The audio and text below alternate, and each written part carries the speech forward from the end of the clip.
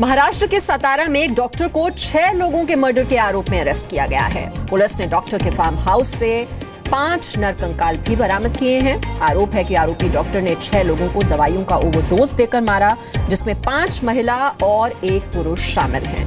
Police के मुताबिक आरोपी ने मर्डर की बात कबूल कर ली है। पुलिस के मुताबिक आरोपी ने महिलाओं को अपने फार्म हाउस में दफनाया, जबकि छठे शख्स को डैम में फेंक दिया था।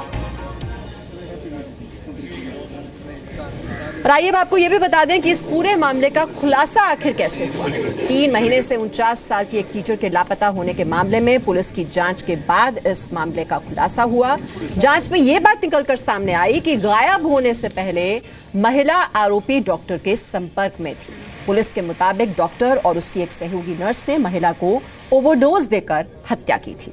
बाद में पुलिस पूछताछ में आरोपी नर्स ने डॉक्टर के साथ हत्या में शामिल होने की बात कबूल ली थी, जिसके बाद नर्स की निशानदेही पर लापता महिला का नरकंकाल आरोपी डॉक्टर के फार्म हाउस से बरामद कर लिया गया था। और इसी मामले पर और जानकारी के लिए इस वक्त हम रुख करेंगे मुंबई का, जहां से जी मीडिया संवाददाता संजय सिंह इस वक्त हमारे साथ हैं। संजय, डॉक्टर ने ये तो कबूल कर लिया कि उसने 6 लोगों की हत्या की, लेकिन मकसद आखिरकार इसके पीछे क्या था, क्यों की गई ये हत्या, इस पर क्या खुलासा किया है डॉक्टर ने?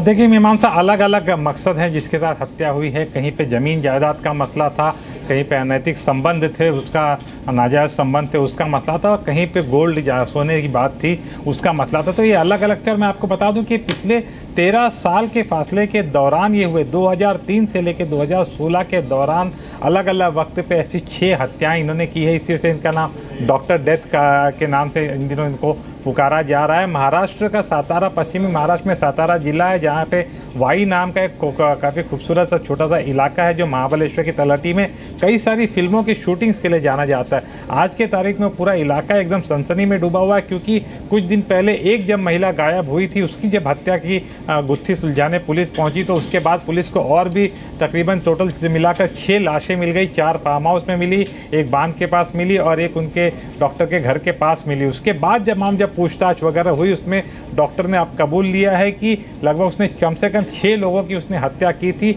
और 13 साल के फासले के दौरान की थी। और अब पुलिस को इस बात का भी संदेह है कि हो सकता है कि नंबर सिर्फ 6 तक सीमित नहीं होगा, शायद और भी ज़्यादा नंबर ऑफ लोग हो सकते हैं। इसके लिए पुलिस ने अपने आसपास के भी जितने पुलिस स्टेशन थे, तकरीबन 100 किलोमीटर के दायरे में जो पुलिस स्टेशन पड़ते हैं, वहाँ पे भी इत्तला की है कि जो भी मिसिंग पर्सन हैं, जो भी लापता लोग हैं, उन लोगों के जो लिस्ट है पूरी मंगाई गई है। और उनके लिस्ट के साथ में इसके क्रॉस वेरिफिकेशन किया जाएगा कि कहीं ये जो संख्या है 6 से ज़्यादा नहीं होगी। लेकिन मेडिकल कम्युनिटी की बात करें, सातारा की बात करें, ये मामले ने काफ़ी लोगों को दहशत में ला दिया है। मीमांसा जी, संजय सर, जैसे आप बता रहे हैं, ये सिलसिला 2003 में अगर शुरू हुआ था और इतने सालों के दरमियान इन हत्याओं को अंजाम दिया गया, 2003 में अगर कोई हत्या की गई तो उस मामले का खुलासा भी अब जाकर हुआ है, इतने सालों उसका कुछ पता ही नहीं चला। जी बिल्कुल, असल में जो लोग उसके पास जाते थे, जैसे अलग अलग लोग थे जिनको बीमारी के लिए या किसी और काम से जब जाते थे, तो वो वहाँ पर बुलाता था।